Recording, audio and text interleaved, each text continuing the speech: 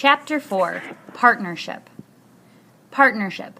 2 or more people pooling their money, skills, and resources to run a business, agreeing to share the profits and losses of that business.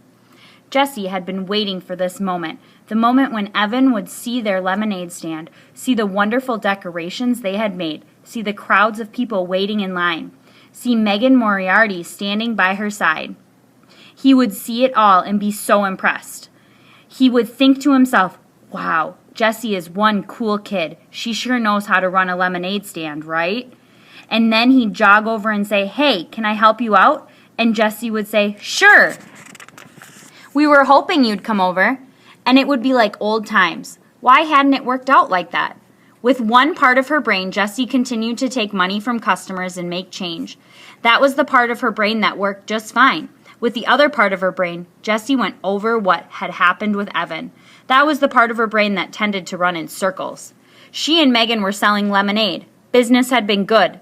Then Mrs. Polly, a neighborhood mom, walked up. She had had a bunch of kids in her backyard running through the sprinkler, and now they wanted 12 cups of lemonade. 12! It was the biggest sale of the day. Megan got cracking, pouring the lemonade, and Jessie took the 6 singles that Mrs. Polly handed her. All the kids from Mrs. Polly's backyard were chanting, lemonade, lemonade, lemonade. A fly buzzed by Jessie's ear. They'd been having a problem with flies because of the sticky lemonade spills on their stand, and she cocked her head to one side to shoo it since her hands were busy with the money. And that's when Jessie looked up and saw Evan standing there, staring. So she smiled, but he didn't smile back. So she waved. Even though she had all that money in both hands, she waved so he'd know that she was happy to see him. And then he stalked off, all stiff-legged and bristly, and she never got to say, sure, we were hoping you'd come over, like she'd rehearsed in her head. And just then, Tommy Polly, who was 2 years old, pulled down his bathing suit and peed right on the lawn. And Megan laughed so loud, Jessie was sure you could hear it all over the neighborhood. That's what had happened. That's exactly what had happened. But Jessie knew that something else entirely had happened, and she didn't get it. The way she didn't get a lot of things about people. All she knew was that the sight of Evan walking away from her for the second time that day, made her feel so sad and alone that she just wanted to run home to her room and curl up on her bed with Charlotte's Web. Hey, Madam Cash Register, said Megan, nudging her. You're falling behind. Ring 3 for this lady and 1 for this kid here. Jessie turned away from the retreating figure of Evan. That's $1.50, she said to the woman standing in front of her. She took the $5 bill the woman was holding out and made change from her lockbox, focusing all her energy on the part of her brain that worked just fine. It's true that when Evan had first walked out of the garage, Jessie had banged up to her room and tried to think of every way possible that she could make his life a living misery. She thought of telling Mom that Evan was the one who broke the toaster by playing hockey in the house, which is not allowed. She had thought of taking back every one of her CDs from his room, even though she knew that would mean she'd have to give back all of his CDs. She'd even thought of putting peanut butter in his shoes.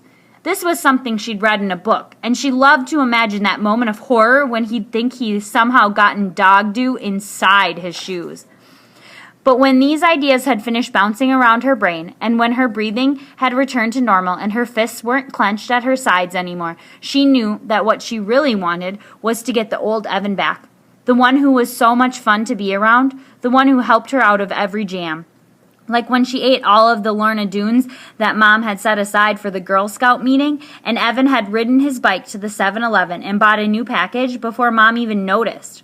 Or when she accidentally, well, not accidentally, but how was she supposed to know, picked the red flowers in Grandma's garden that were a hybrid experiment. Evan had said they'd both done it so that Grandma's disappointment was spread around. Or the time that Jessie had smashed the ceramic heart that Daddy had given her because she was so mad that he had left them. And then, when she had cried about her broken heart, Evan had glued every single piece back together again. She wanted back the Evan who was her best friend. But Evan didn't want her because he thought she was a baby and she was going to embarrass him in Mrs. Overton's class. So she had to prove to him that she was a big kid, that she could keep up with the crowd, that she could fit in, even with his 4th grade class. I'll show him I can sell lemonade too, just as good as him and Scott. I won't embarrass him. So Jessie got down to business. She knew she needed a partner. From past experience, she'd learned that having a lemonade stand alone wasn't considered cool. It was considered pathetic. And her partner would have to be a 4th grade girl because that's what this was all about. Showing she could fit in with the 4th graders, so the question was who? It had to be a girl who lived in the neighborhood or at least close enough to bike to her house. And it had to be someone that Jessie had talked to at least once.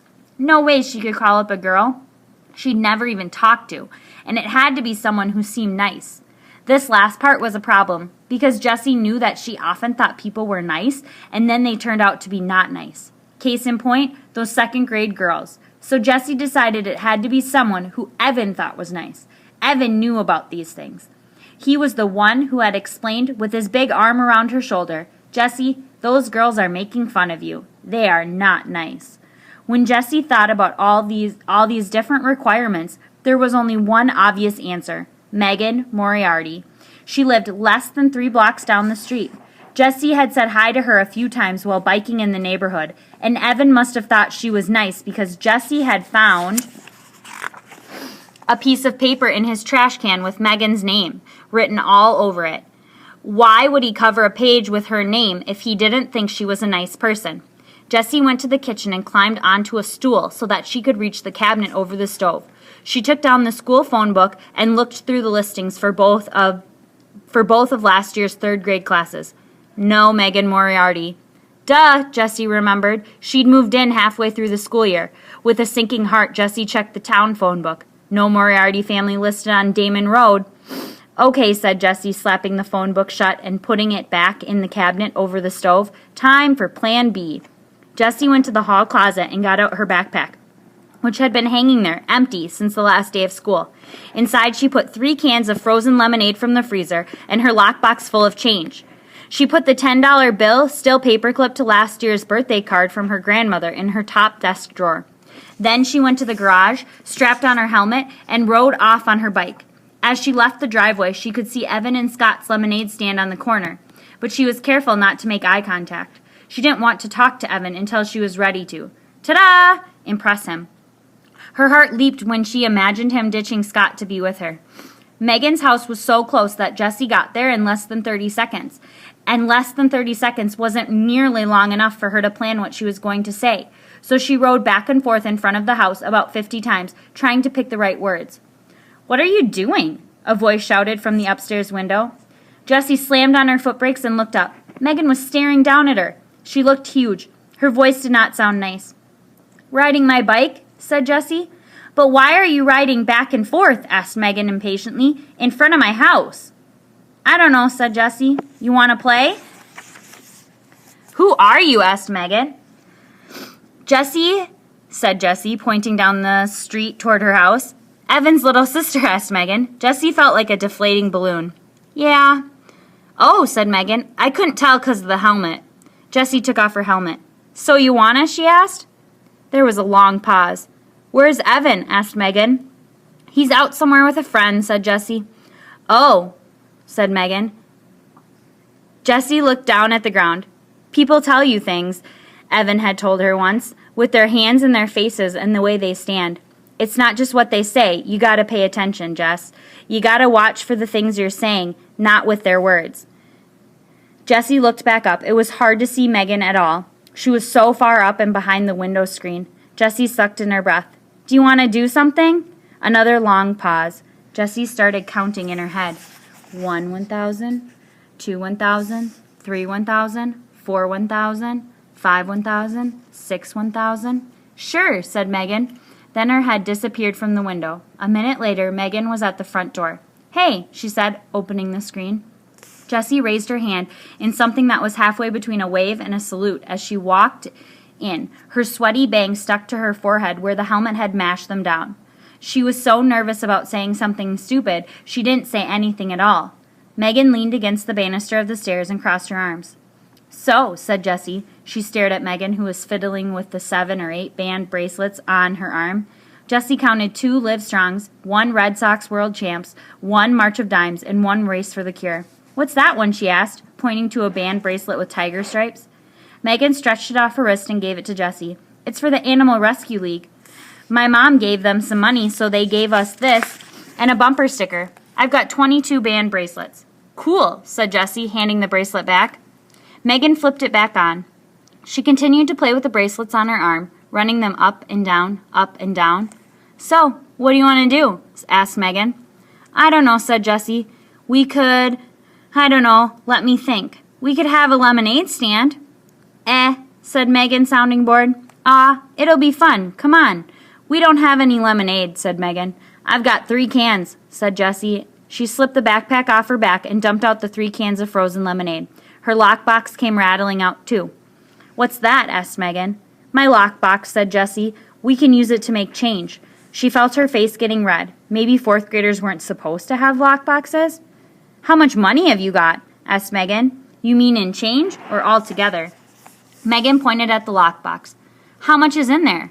$4.42, 14 quarters, 5 dimes, 3 nickels, and 27 pennies. Jessie didn't say anything about the $10 she'd left at home. Both of Megan shot up. Exactly? She asked. What do those eyebrows mean? Jessie wondered, in a panic. Why was Megan smiling at her? Jessie, those girls are making fun of you. They are not nice. Jessie didn't say anything. She had a sick feeling in her stomach that this was going to turn out badly. Megan straightened up. Wow, you're rich, she said. Want to go to the 7-Eleven? We could get Slurpees. But Jessie pointed to the cans of lemonade on the carpeted hallway floor. The frost on them was already starting to sweat off. We could do the lemonade stand later, said Megan. Maybe. Jessie thought of Scott and Evan racking up sales 2 blocks down. How was she going to prove herself to Evan if she couldn't even get Megan to have a stand? How about the lemonade stand first? Jessie said, and then Slurpees with our earnings. I bet we'd even have enough for chips and gum. You think? Said Megan. I know, said Jessie. Look, she held up a can of lemonade. It says right on the can, yields 64 ounces, so we get 8 cups from each can and sell each cup for $50, so that's $4. And then there's 3 cans, so that's $12 altogether, right? The numbers flashed in Jessie's brain so fast she didn't even need to think about what she was multiplying and dividing and adding. It just made sense to her. Hey, how old are you? Megan asked, looking at her sideways. 8, said Jessie, but I'll be 9 next month. Megan shook her head. That math doesn't sound right. No way we can make $12 from just 3 little cans. Yeah, said Jessie. I'll show you. Do you have a piece of paper? Jessie started to draw pictures. She knew that other kids couldn't see the numbers the way she did. They needed the pictures to make sense of math. Look, she said, here are 3 pitchers of lemonade, because we've got 3 cans of lemonade, and each pitcher's got 64 ounces in it. Now, when we pour a cup of lemonade, we'll pour 8 ounces, because that's how much a cup holds. You don't want to pour less than that, or people will say you're being a cheapskate. So each pitcher is going to give us 8 cups, because 8 times 8 equals 64, right? Now we'll sell each cup for 50 cents. That's a fair price. That means that every time we sell 2 cups, we make $1, right? Because 50 cents plus 50 cents equals $1. So look, I'll circle the cups by 2s, and that's how many dollars we make. Count them. Megan counted the circled pairs of cups. 10, 11, 12. That's how much money we'll make, said Jessie, if we sell all the lemonade, and if we do the lemonade stand. Wow, said Megan, you're really good at math. She puffed her cheeks out like a bullfrog and thought for a minute. Then she popped both cheeks with her hands and said, whatever, let's do the lemonade thing. Jessie felt soaked in relief. Maybe this was going to work after all. An hour later, Jessie and Megan had transformed the little wooden puppet theater in Megan's basement into the hottest new lemonade stand on the block. The stand was decorated with tissue paper, flowers, cut-out butterflies, and glittery hearts. It was a showstopper. And boy, did people notice it. Kids in the neighborhood, strangers walking their dogs, moms strolling with carriages, even the 2 guys fixing the telephone wires. They all came to buy lemonade. And just when Jessie and Megan were on the verge of running out, Mrs. Moriarty went to the store and bought 3 more cans, free of charge. So when Mrs. Polly asked for 12 cups at exactly the moment that Evan rounded the curve and saw her lemonade stand, Jessie felt like she'd just scored 100 on a test and gotten 5 points for extra credit. So why did Evan stomp off? And how come she didn't feel